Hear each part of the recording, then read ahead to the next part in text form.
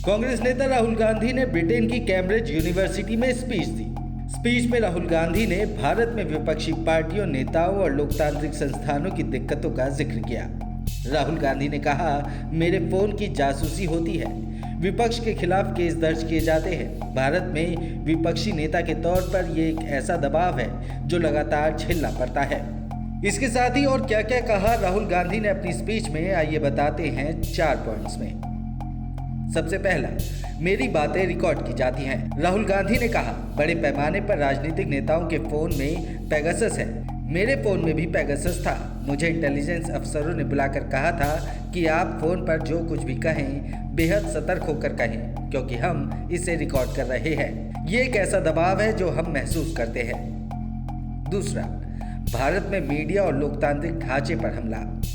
राहुल गांधी ने कहा कि विपक्ष के खिलाफ केस दर्ज किए जाते हैं। मेरे खिलाफ कई क्रिमिनल केस दर्ज किए गए हैं, लेकिन ये केस ऐसी बातों के लिए दर्ज किए गए हैं जो आपराधिक नहीं थी। जब देश में मीडिया और लोकतांत्रिक ढांचे पर इस तरह का हमला हो रहा हो तो विपक्ष के तौर पर आपके लिए लोगों से बात करना मुश्किल हो जाता है। तीसरा, विपक्षी नेता मुद्दों पर बात कर रहे थे तो जेल में डाल दिया।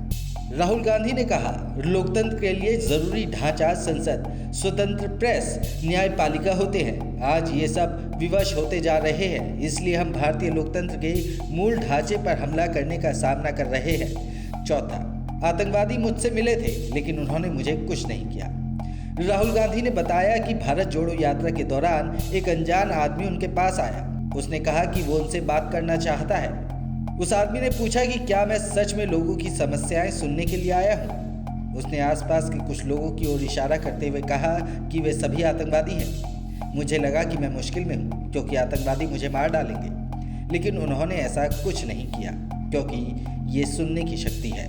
तो फिलहाल के लिए इतना ही। ऐसी ही और अपडेट्स पाने के लिए सब्सक्राइब करें इंडिया लाइव को।